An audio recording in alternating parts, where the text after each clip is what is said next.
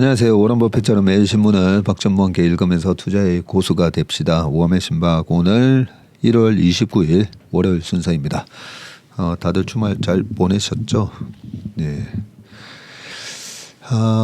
댓글을 보니까 저의 코 상태를 가지고 투자 판단을 하시는 분들이 많아지셨습니다. 주가가 빠져도 제 코 상태가 괜찮으면 매수 기회로 하시는 분들, 그리고 지난번처럼 주가는 좋은데 제 목 상태랑 코 상태가 상당히 좀 안 좋아지면 약간의 매도 시그널로 보시는 분들이 생기셨는데 약간 제가 선행성이 있습니다. 시장을 보면서 아무래도 이 걱정을 하게 되거든요. 시장이 좋아도 앞으로 좀 1, 2월 달 이 설 전까지 하락장을 이걸 어떤 식으로 대처하는 게 맞을까? 하락장이라기보다는 이제 조정장이죠. 네, 일시적인 조정이니까요. 그런 거에 그런 단기적인 대응을 하려고 하면 그게 스트레스가 심하거든요.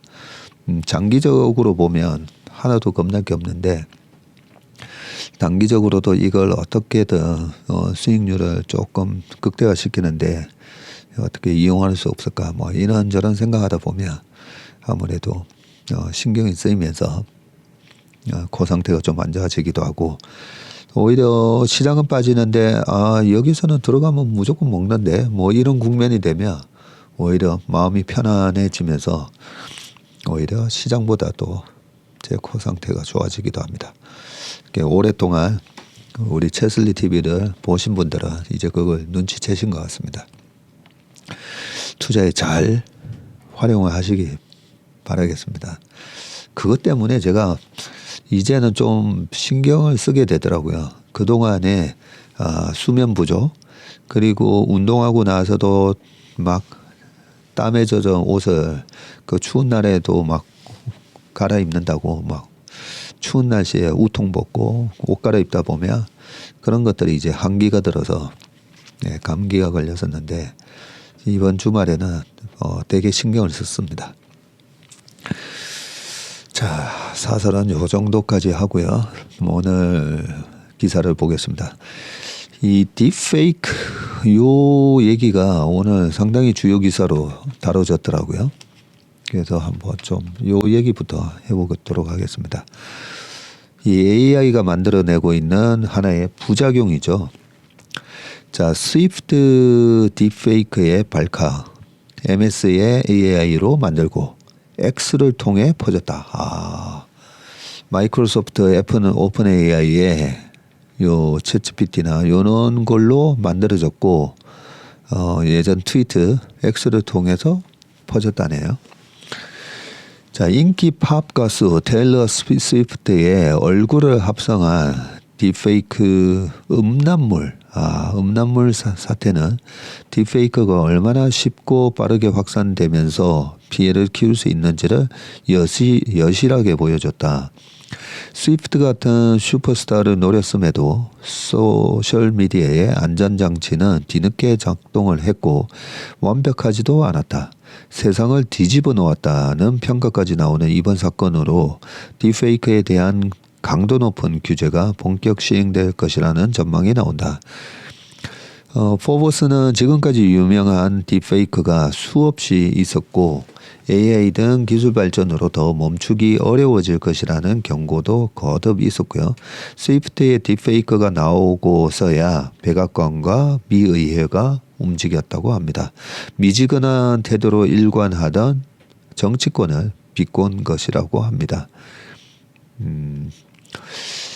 곳곳에서 지금 딥페이크 규제의 목소리가 나오고 있는데 스위프트의 음란 딥페이크 이미지는 25일 저녁 X에 처음 게시되자마자 순식간에 온라인에 퍼져나갔고요. X는 19시간 뒤 해당 계정과 이를 퍼나른 계정을 모두 삭제하고 X에서 테일러 스위프트 관련 정보를 검색할 수 없게 조치를 했네요. X에서 테일러 스위프트를 검색하면 뭔가 잘못됐다는 안내 문구만 뜬다고 합니다. 스위프트 팬들이 X에서 스위프트를 보호하라는 문구를 올리는 등 항의가 쇄도해서 이례적으로 빠르게 조치한 것이라면서 그럼에도 소셜미디어의 특성상 한번 퍼져나간 콘텐츠를 회수하기는 사실상 불가능해서 피해자들은 영원히 문제 콘텐츠가 인터넷 어딘가에 남아있는 고통을 견뎌야 한다고 했습니다. 그러게요. 뭐 저런 음란물 이런 거를 갖다가 만약에 이 다운 받아 놓고 복사해 놓고 뭐 다른 데다가 옮겨 놓으면 이걸 뭐 지울 수가 없잖아요. 그죠? 근데 19시간이 그렇게 빠른 조치였나요? 미국 정계에서는 딥페이크 문제를 규탄하는 목소리가 쏟아지고 있고요. 이베트 클라크 민주당 하원 의원은 수년 동안 여성들은 동의 없는 딥페이크의 표적이 되어 왔고 AI의 발전으로 딥페이크 만들기가 더욱 쉽고 저렴해졌다면서 초당적 협력이 있어야만 해결 가능한 문제라고 했습니다. 카린 짱피에르 백악관 대변인도 백악관은 계속해서 생성형 AI가 생산한 이미지의 위협을 줄이려는 노력을 이어갈 것이며 의회도 전략적 입법 조치를 해야 한다고 주장을 했네요. 테크 업계는 긴장하고 있는데 사티아 나델라 CEO가 마이크로소프트 CEO죠. 27일 MBC 인터뷰에서 이 사건이 놀랍고 끔찍하다면서 딥페이크와 싸우기 위해 우리는 빨리 움직이고 행동해야 한다고 했습니다. 이어 AI 기술의 안전장치를 설치하는 것은 우리 책임이라면서 법 집행 기관이 기술 플랫폼과 협력하면 더 많은 규제를 할 수 있을 것이라고 했고요. 스위프트 딥페이크를 만드는데 마이크로소프트의 AI 도구 디자이너가 쓰였다는 주장이 제기되고 있네요. 이 상황을 무마하기 위해서 MS가 AI 규제에 적극 찬성하는 모습을 보인 것이라는 평가가 나옵니다. 이미지 확산 주범으로 지목된 X는 확인된 모든 이미지를 적극적으로 삭제하고 있으며 위반 사항을 새로 발견하면 즉시 해결할 수 있도록 살피고 있다고 말을 했습니다. 지난해 유명 배우 톰 행크스와 스칼렛 조앤슨도 딥페이크 때문에 가짜 광고에 피해를 겪었고요. 행크스는 나의 AI 버전으로 치과 보험을 홍보하는 영상이 있고 그 광고는 나와 아무 관련이 없다고 주장을 했다. 비슷한 피해를 당한 조 헨슨은 자신의 이미지로 광고를 제작하는 데 사용된 AI 앱 회사에 대해서 법적 조치를 취하고 있고 사이버 보안 회사 홈 시큐리티 히어로즈에 따르면 지난해 온라인에 올라온 딥페이크 동영상 수는 95,820건으로 AI가 확산되기 전이 2019년보다 약 550%나 늘었네요.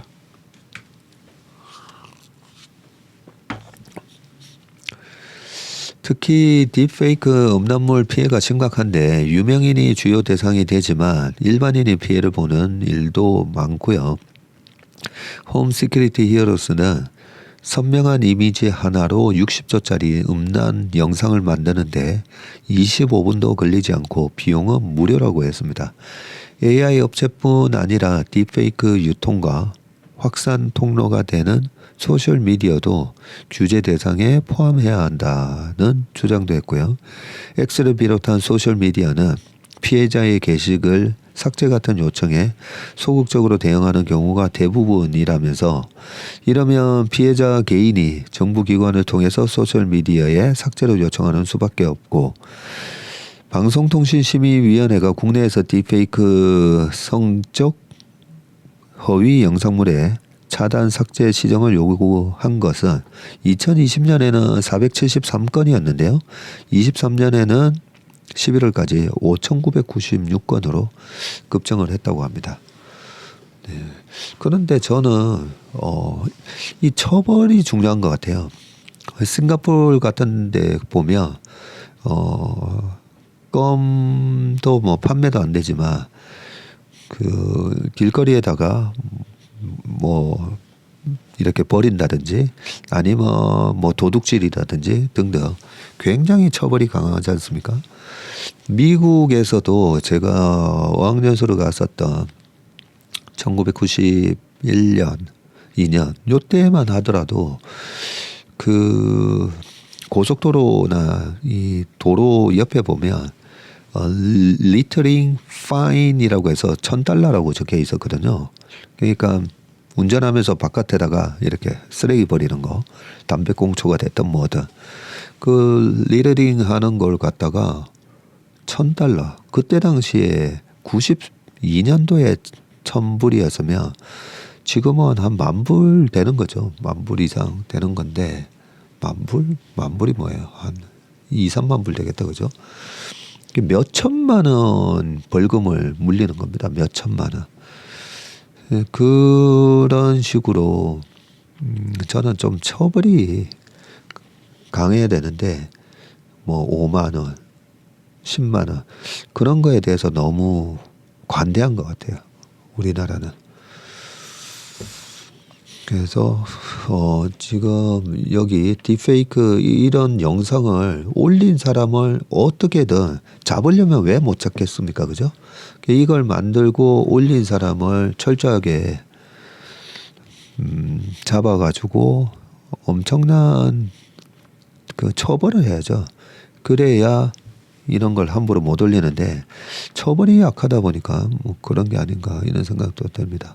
그런데 참 걱정이 많이 됩니다. 지금 그 카톡에 저를 또는 우리 채슬리 투자자문을 사칭하는 그런 사칭 채널은 계속 이렇게 신고해서 지우고는 있는데 이 페이스북은 국내 업체가 아니다 보니까 뭐 그냥 계속 생겨가지고 저의 지인들조차도 거기 가서 뭐 댓글 달고 그러고 있었는데 그게 보이스피싱 조직이 지금 이 주식판으로 또 들어와서 유명 경제인들의 유명 유튜버들 사칭하고 있더라고요. 금액이 아주 어마어마하게 큽니다. 지금 보이스피싱은 뭐 몇백만원에서 몇천만원 보내라 이런 수준인데 이 금융권을 사칭하는 곳에는 몇 억씩 이렇게 보내라고 요구해서 그 피해가 굉장히 많습니다. 이 딥페이크 이 기술이 발달하면 발달할수록 참 그게 걱정입니다. 자, 요 부분에 대해서 만물상에서는 뭐라고 코멘트를 해놨는지 한번 읽어보겠습니다. 자, 딥페이크의 명과 암이라고 되어 있고요. 모든 면에는 이제 명암이 있죠. 자, 벨기에 초콜릿 고디바. 고디바가 벨기에 초콜릿이었네요. 벨기에 초콜릿, 고디바. 벨기에 하면 벨기에가 축구도 되게 잘하거든요. 벨기에 축구 선수들이 막 떠오르는데, 자, 축구 얘기로 또 넘어가면 또 막 삼천포로 빠지니까. 자, 벨기에 초콜릿 고디바의 로고에는 나체로 말을 탄 여인이 그려져 있다. 그래요? 고디바 부인이다. 그렇군요. 그는 11세기 영국의 지방 영주였던 남편이 가혹한 세금을 징수하자 줄여주라고 졸랐다가 당신이 나체로 말을 타고 영지를 한 바퀴 돌면이라는 답을 들었네요. 16세 여성이 감당하기 힘든 일이었지만 고디바는 결단을 내렸고 감동한 농민들은 문과 창문을 걸어 잠궜는데 유일하게 커튼을 걷어 고디바를 엿본 게 양복점 직원 톰이었다고 합니다. 엿보는 톰, 피핑 톰은 관음증의 대명사가 됐다. 이런 피핑 톰이라는 그 말이 있나 봅니다. 근데 이게 바로 그 역사적 유래가 그렇군요. 근데 이 고디바의 부인도 참 대단하다, 그죠? 남편이 가혹한 세금을 물리자 그걸 좀 줄여달라고 하면서 그 농민들을 위해서 이렇게 16세의 여성이 나체로 그 말을 타고 갔고 또 그걸 감동한 농민들은 일부러 문과 창문을 걸어 잠궈서 안 보도록 또 했었네요. 서로가 참 서로를 배려하는 마음이 참 감동적이다, 그죠? 관음증은 인류 역사와 동행해 왔다. 로마 시대 유형가에서는 매춘부들이 창문을 열어놓고 목욕을 했고 원나라에서는 매춘부 숙소 벽에다가 구멍을 뚫어서 손님을 끌었다고 합니다. 신용복의 단오풍정에서도 목욕하는 여인들을 엿보는 동자성들의 은큼한 표정이 압권이다. 관음증 마케팅은 기술의 진보도 적극적으로 흡수를 했고 19세기 음화, 20세기 포르노 산업은 카메라, VCR의 등장 덕에 폭발적으로 성장을 했다. 관음증을 집단화한 것은 인터넷이었고 1990년대 빨간 마우라, 오양 비디오 등은 고전에 속한다. 왜곡된 관음증의 한 형태가 음란사진 합성이다. 초창기에는 유명 연예인, 미스코리아 등의 얼굴을 엉뚱한 사람 알몸과 합성하는 조악한 수준이었지만 지금은 차원이 다르다. AI에 힘입어서 간단한 명령어를 그럴듯한 가짜 이미지 영상을 만든다. 지난 주말에는 미국 팝스타 테일러 스위프트의 딥페이크 음란 이미지가 X에서만 4,700만 회 조회됐다고 한다. 지인 능욕이란 범죄가 있다. 유명인이 아니라 지인 얼굴에 보기 민망한 사진을 합성을 한다. 딥페이크 영상을 만들었다며 돈을 안 보내며 유포하겠다는 협박이 급속히 늘고 있다고 합니다. 음란물만이 아니고 트럼프 전 미국 대통령이 수갑을 차고 경찰에 연행되는 가짜 사진, 민주당 당원들에게 투표 거부를 독려하는 바이든 대통령의 가짜 음성이 확산돼 문제가 됐다. 야, 딥페이크가 어두운 그림자만 남기는 건 아니다.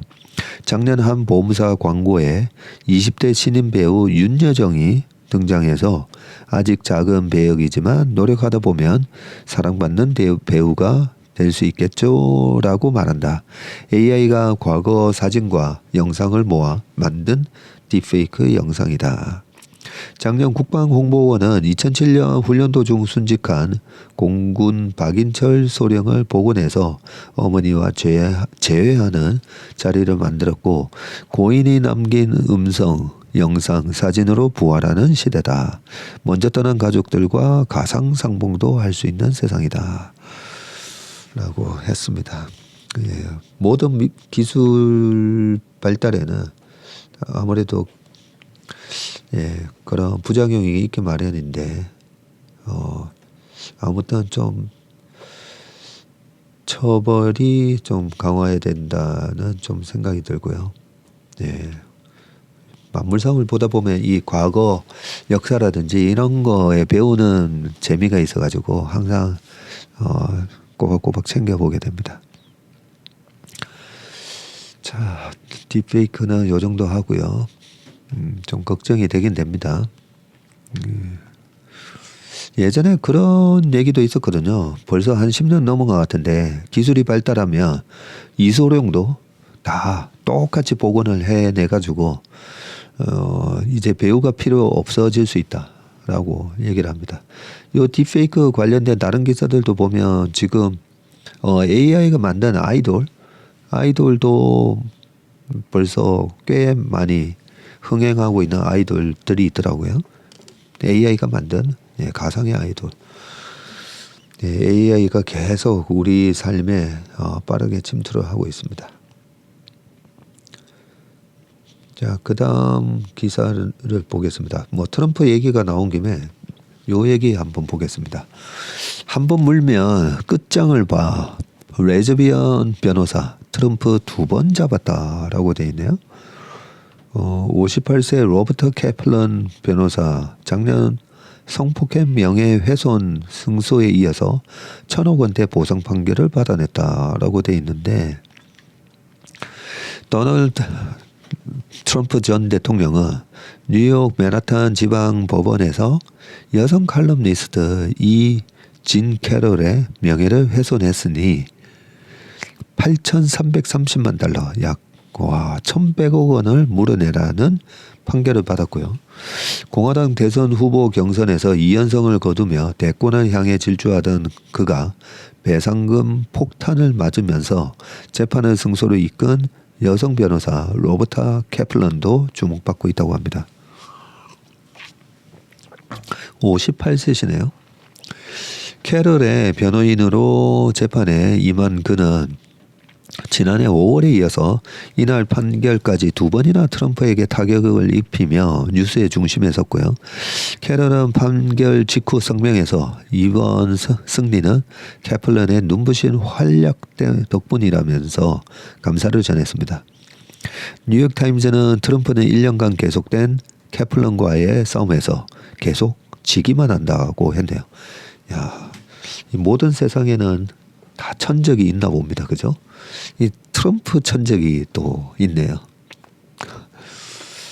네. 이번 재판은 뉴욕 한복판 맨하탄 법원에서 벌어진 두 뉴요커 트럼프와 캐플런의 법정 대결로 주목을 받았는데요. 캐플런은 오하이오주 클리블랜드 출신으로 하버드대와 콜롬비아대 러스쿨을 졸업을 했네요.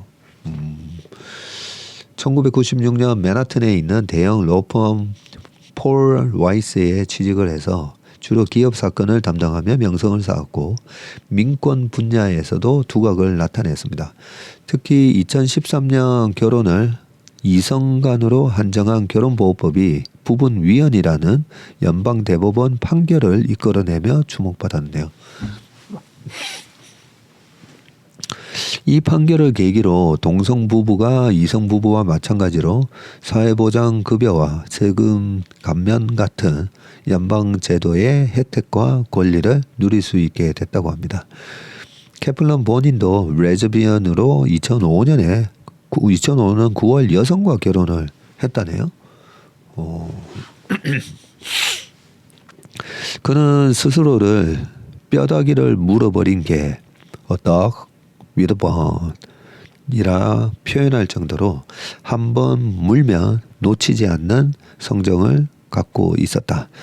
또 말하는 것을 좋아하는 달변가라 어린 시절 할머니로부터 너를 사랑하지만 단 3분이라도 조용히 해줄 수 없겠니? 라는 요청을 받았다는 일화도 있습니다. 2022년 10월 성폭행 명예훼손 재판 관련 증언 진술 녹취를 위해서 플로리다주 마르라고를 찾아 약 5시간 동안 트럼프와 대면했을 때가 압권이었는데 트럼프는 캐플런을 향해서 캐럴 피해자는 내 타입이 아니고 당신은 더더욱 아니다. 그 어떤 상황이 와도 나는 당신에게 관심을 가질 일이 없다라고 모욕을 줬다고 합니다. 하지만 캐플런은 트럼프의 페이스에 말려들지 않았고 질문마다 나는 변호사라는 사실을 주지시키며 얘기를 이어갔었다고 하네요.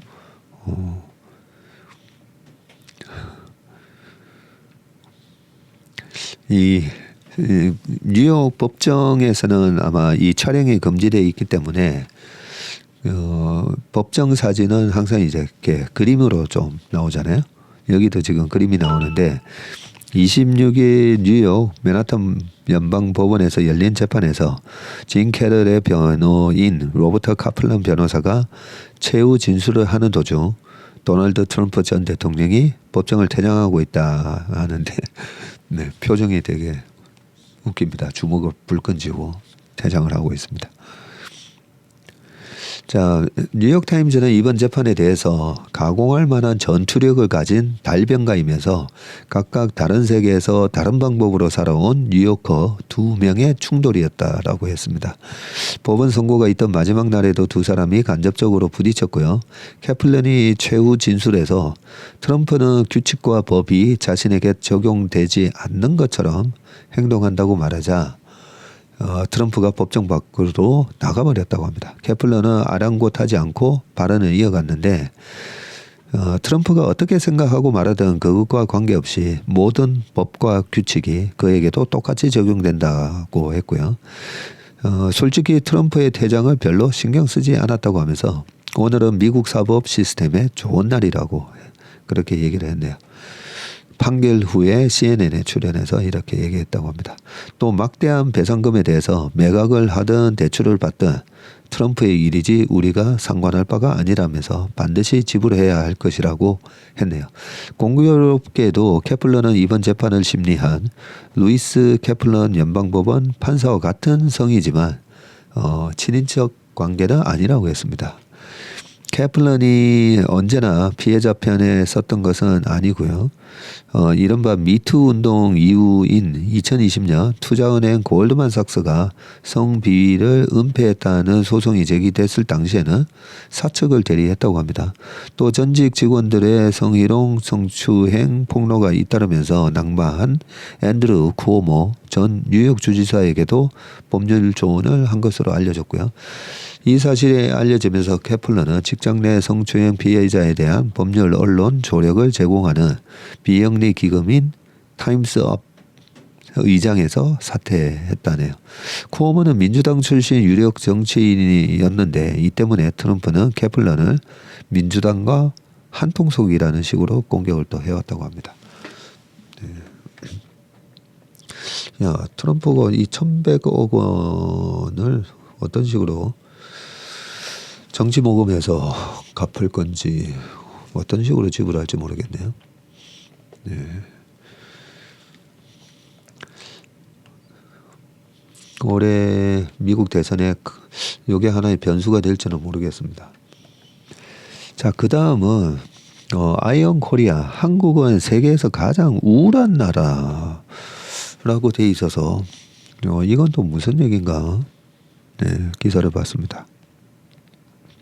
한국 여행기를 올리면서 세계에서 가장 우울한 나라라고 신랄하게 비판한 미국 베스트셀러 작가의 동영상이 온라인에서 큰 화제가 되고 있다고 합니다. 베스트셀러 신경 끄기의 기술 2016년도에 출간된 책이네요. 이 책을 집필한 작가 마크 맨슨은 지난 22일 자신의 유튜브 계정에 세계에서 가장 우울한 나라를 여행했다는 제봉의 영상을 올렸고 한국 여행기를 담은 이 영상에서 그는 한국은 생동감 있는 문화를 간직한 놀라운 나라이지만 높은 불안, 우울, 알코올 중독, 자살률을 갖고 있기도 하다고 소개를 했네요. 이 영상은 게시된 지 엿새 만에 조회수가 50만 회 그리고 댓글이 2,500개를 기록했다고 합니다. 맨슨은 한국 사회의 우울증이 유교와 자본주의의 장점을 무시하고 단점을 극대화한 결과라고 지적을 했네요. 불행히도 한국은 유교의 가장 나쁜 부분인 수치심, shame, 네. 그 보통 우리가 shame하고 shy하고 좀 영어 쓸 때 그 차이점을 이 shame 단어를 잘 못 쓰고 다 부끄러워 이랬을 때 shy라는 단어를 많이 쓰는데 실질적으로 이제 그 정말 남들 앞에 나서기가 부끄러운 게 shy이고 그죠? 이게 좀 수치스러운 거 그런 거 이제 shame이라고 많이 씁니다. 미국에서 농구할 때 그 뭔가 실수를 하잖아요. 그랬더니 그 같이 농구하던 그 흑인 친구가 shame on me 이러는 거예요. shame on me. 내가 이런 실수를 하다니 나 자신한테 뭐 부끄럽다 이런 거죠. 예. 그럼 뭔가 실수를 하고 뭐 이런 부끄러운 거, 네, 그런 걸로 부끄러운 수치, 수치스러운 거는 shame이라는 단어를 씁니다. 자, 이 수치심, shame가 남을 판단하는 것을 극대화하는 반면, 장점이 가족이나 지역 사회와의 친밀감은 오히려 저버렸다고 하네요. 자본주의의 최악의 단면인 현란한 물질주의와 돈벌이에 대한 집착을 강조하지만 가장 좋은 부분이 자기 표현과 개인주의는 무시했다고 했고요. 이런 상충되는 가치관이 엄청난 스트레스와 절망으로 이어진 것이라고 했습니다. 맨슨은 한국의 정신건강 위기를 설명하기 위해서 한국 선수들의 활약이 두드러졌던 게임 스타크래프트를 예로 들었는데요. 영상에 등장한 미국인 게임 해설가는 과거 스타크래프트 선수들이 합숙 생활을 했던 것을 거론하면서 선수들끼리 서로 비법을 공유하고 경쟁하며 서로를 더 성장시켰다고 했고요.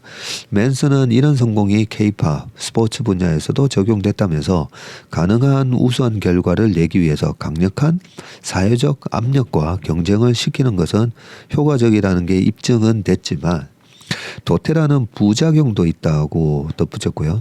또 한국 사회의 치열한 경쟁 풍토에 대해서 6.25 전쟁 등으로 인해서 낙후됐던 한국이 국가 재건을 위해서 잔인한 교육 시스템을 만들어야 했다고 설명을 했습니다.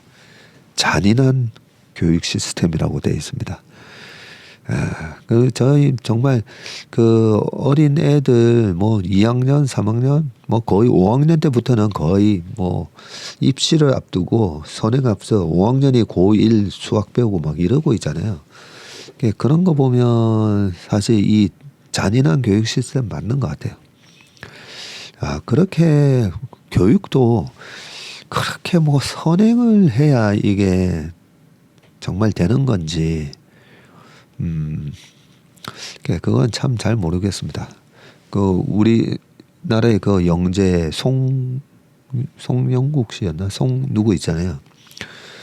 그렇게 정말 IQ가 180 이상이고 하면 스스로 이렇게 빨리 이 선행해서 공부를 하는 건 맞는데 그냥 모든 학생들이 그렇게 선행해서 그렇게 하는 게 잔인한 교육 시스템이죠. 그런 거에 이제 못 따라가면 완전히 포기해버리고 학교가 또 잠자는 곳이 돼버리고 굉장히 좀 이 맨슨 이분이 정확하게 지적을 하고 있다 그죠? 자, 맨슨은 한국인의 강점으로는 회복력을 꼽았다. 한국을 강하게 만든 원동력은 눈부신 경제 성장이나 대중문화의 지배력이 아닌 세계에서 가장 특별한 회복력이라고 합니다. 와. resilience 이런 단어로 쓸 수가 있겠다 그죠? 한국인은 일제 강점기와 전쟁에서 살아남았듯 항상 위기에서 빠져나올 돌파구를 찾는다고 했습니다. 이거는 우리가 세계 최강이죠. 거의 이스라엘하고 우리나라랑 굉장히 비슷한 점이 좀 많거든요. 거기에 우리가 영어를 좀 자유자재로 쓰면 이스라엘보다는 훨씬 더 뛰어난 기업들도 좀 많이 나오긴 했을 건데 강력한 특별한 회복력, 이거는 정말 세계 최강인 거는 사실인 것 같습니다. 워낙 밑에서는 일본, 위에서는 중국, 중국 위에 거란, 그 다음에 몽고, 청나라 시대까지 엄청 시달렸잖아요. 정말 어마어마한 열강도 속에서 일본의 식민지가 되기도 했었지만 그거 하나만은 이 복원력 하나만은 대단한 것 같습니다. 근데 여기 정신건강 이 위기 이런 얘기들이 좀 있잖아요. 그리고 유교의 장점 이런 거를 갖다가 우리가 무시하고 너무 자본주의의 단점 이 현란한 물질주의와 돈벌이 그리고 비교하고 이런 거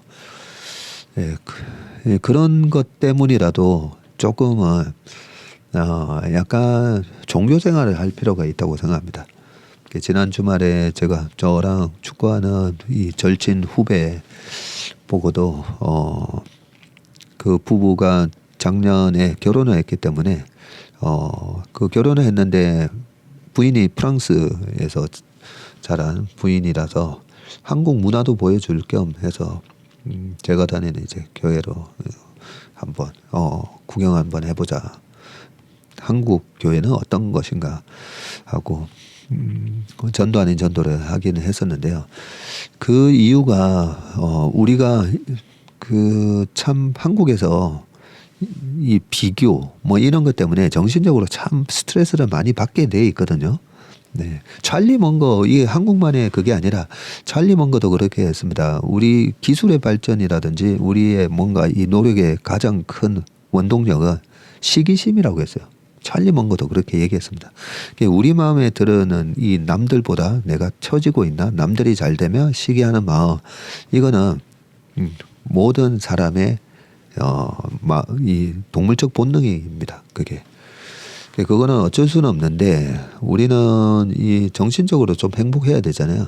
정신적으로 행복하기 위해서는 제가 뭐 법륜 스님이나 법정 스님의 무소유 이런 부분을 좋아하는 이유가 이 물질 만능주의가 될 수가 있거든요. 물질 만능주의, 자본주의. 왜냐하면 자본주의에 우리가 살고 있다 보니까 자본이 뭐니까 돈이잖아요, 돈. 예. 자본주의에 살고 있다 보니까 아무래도 물질 만능주의에 빠지기 쉽습니다. 그런데 절대 행복이 물질에 의한 게 절대 아니다는 거죠. 예, 그런 측면에서 이 종교적인 부분으로 제가 왜 교회를 갔는지 설명을 했었죠.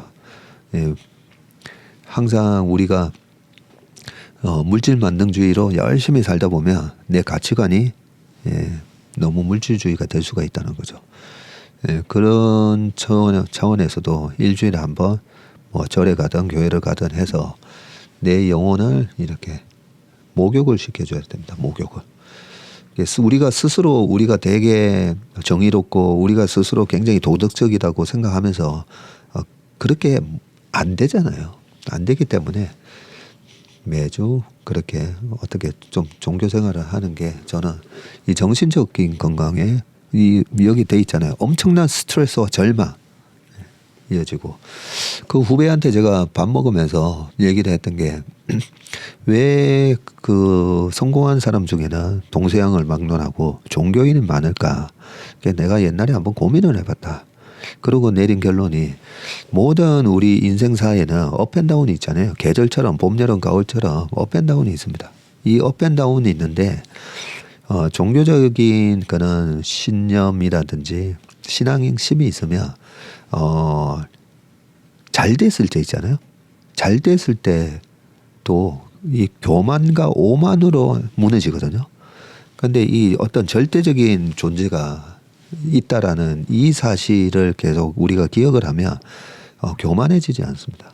그래서 잘 됐을 때 교만해지지 않게 하는 그런 장점이 있고요. 그 다음에 누구에게나 이 절망스러운 순간이 있거든요. 누구에게나. 자, 그 절망적인 순간에 우리가 중꺾마하지만 중요한 것은 꺾이지 않는 마음이라고 하는데 말처럼 그렇게 꺾이지 않기 힘들어요. 네. 내가 뭔가 하려고 했는데 실패하고 뭔가 잘하려고 했는데 안 되고 사업에 실패하고 뭐 공부 내가 하려고 했던 게 안 되고 원하는 대학 못 가고 뭐 스포츠 선수도 마찬가지죠. 그랬을 때 절망적인 순간에서도 이 종교적인 신앙심이 있으면 거기서도 다시 희망을 바라보면서 다시 하게 된다는 거죠. 그래서 내가 보니까 성공한 사람들이 그런 다 종교인이 많은 이유는 그런 것 같다. 뭐 그런 설명을 했습니다. 예, 한국인의 정신건강 얘기가 나와서 말씀드렸습니다. 자, 마지막 기사입니다. 민태기의 사이언스 스토리, 나폴레옹의 몰락과 아이폰의 대성공. 이게 마지막 기사는 아니네요. 자, 나폴레옹의 몰락과 아이폰의 대성공, 마드머신이 숨은 공신이었다라고 합니다. 최근 애플과 마이크로소프트의 시가총액 1위 싸움이 치열합니다. 애플이 증시 사상 최초로 3조 달러를 돌파한 작년 파이낸셜 타임즈가 분석 기사를 실었고요. 노키아 휴대전화 사용자가 10억 명에 다가서면서 절대 강자로 군림하듯 2007년 아이폰이 출시되자 곧 노키아는 사라졌습니다. 파이낸셜 타임즈는 그 배경으로 공작 기계를 통한 애플의 제조 혁신을 꼽았다. 이거는 또 처음 듣는 얘기네요. 선반이나 밀링으로 대표되는 공작 기계는 기계를 만드는 기계라는 의미로 마더머신이라고 하네요. 네. 흔히 공작 기계는 한물간 산업으로 인식되기가 쉽지만 산업혁명을 이끌었을 뿐 아니라 스마트폰에서 보듯이 오늘날에도 여전히 중요한 위치를 차지하고 있습니다. 제임스 와트는 획기적인 전기기관을 고안했지만 제작이 불가능했고 당시 기술로는 실린더와 피스톤 간격이 무려 12mm가 넘었기 때문이고요. 손가락 하나가 들어갈 수 있는 크기인데 이래서는 전기에 힘을 제대로 발휘할 수가 없었다. 할 수 없이 일단 특허를 내고 기다렸는데 그러던 중에 계몽주의 지식인 모임에서 존 월킨슨을 알게 되면서 해결 단서를 찾았는데 당시 월킨슨은 대포의 결함을 극복하는 가공법을 개발하고 있었고요. 이때 월킨슨이 개발한 공작 기계가 구멍을 뚫는 보링 머신. 그렇군요. 이를 와트의 설계에 적용하자 12mm가 넘던 공차가 2.5로 줄면서 1776년 비로소 증기기관이 작동하기 시작했다. 여기서 정밀 가공과 공차라는 개념이 시작된다라고 합니다. 정밀 가공, 프리시전 머시닝과 공차, 톨러런스라는 개념이 시작됐다고 합니다. 증기기관을 탄생시킨 이 정밀 가공은 곧이어 나타난 천재적 가공 엔지니어 헨리 머즐리를 통해 더욱 발달하고요. 1791년 머즐리는 목재로 만들던 공작기계를 철로 대체해서 1797년 정밀 나사산 스크루 가공에 성공을 하고 이 나사산은 공작기계에서 제품과 공구의 이송을 제어함으로 정밀 가공의 핵심이라고 하네요. 모즐리의 혁신은 여기에서 그치지 않았고 모즐리는 특정 제품의 대량 생산에는 범용 장비보다 전용 장비가 훨씬 효과적이라고 생각을 했네요. 이에 중장비 제조에 필수적인 도르래를 금속으로 만드는 전용기를 개발을 했고 모즐리의 공작기계는 도르래를 1년에 무려 13만 개를 가공을 했다고 합니다. 생산 인력은 비숙련 노동자 단 10명이었다고 합니다. 이 1700년도에 참 대단하다, 그죠? 1776년, 76년이면 아담 스미스의 국부론이 나왔던 해인데 참 그때 당시에 이 국부론 같은 책이 나오고 이렇게 정밀 가공기계 이런 개념들이 참 이 서양에서는 벌써 그런 기술적인 발전, 과학적인 발전이 있었네요. 사이먼 원체스터는 저서 완벽주의자들에서 영국이 프랑스와 벌인 전쟁을 우위로 끝낸 것은 정밀공학 덕분이라고 평가를 했고요. 영국의 압도적 해군력으로 전쟁을 지배한 배경에는 공작기계를 이용한 함선 건조 능력이 있었습니다. 게다가 보링 기술로 대포 성능이 월등을 했고 산업혁명이 탄생시킨 신형 대포는 트라팔가 해전에서 프랑스 함대를 격파하고 여기서 나폴레옹의 몰락이 시작됐다고 하네요. 세계사에서 가장 부도덕한 전쟁이라는 아편 전쟁의 승패를 결정한 것도 네메시스라는 전기선 단 한 척이었다고 합니다. 입에 장착된 60마력짜리 전기기관 2대에 청나라가 무너졌다 합니다. 이거 기사를 다 읽다 보면 너무 시간이 걸리겠는데. 요 기사 쭉 보고요. 다시 애플로 가보겠습니다. 애플은 누구도 시도하지 않았던 공작 기계를 대량으로 이용한 노트북 제조 라인을 구축했고요. 초기에 애플은 노트북 생산에 무려 1만 대 이상 CNC 머신을 도입하며 완전히 새로운 방식이라고 소개를 했습니다. 여기서 멈추지 않았고요. 금형이 필요하지 않은 CNC 머신의 특성상 제품이 바뀌거나 디자인이 바뀌어도 가공 프로그램만 수정하며 어떤 물건이라도 깎아낸다. 즉 이 생산 라인은 확장이 쉽다. 금세 아이폰, 아이패드, 애플워치로 생산 분목이 넓어졌고 후발 경쟁자들이 서둘러 CNC를 도입하려 했지만 이미 애플이 공작 기계를 엄청나게 많이 선점한 뒤라서 쉽지 않았고 밀려난 업체들은 몰락을 했다고 합니다. 야.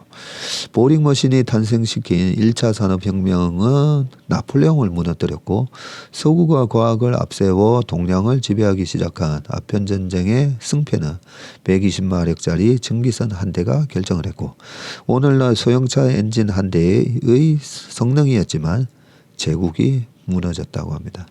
정밀 가공이 만들어낸 양산 기술은 포디즘으로 상징되는 2차 산업혁명으로 이어져서 1, 2차 세계대전의 승패를 좌우했고 아마도 이념 대결이라는 냉전의 승패는 1960에서 70년대의 서구 IT혁명에서 이미 결정되었을 것이다.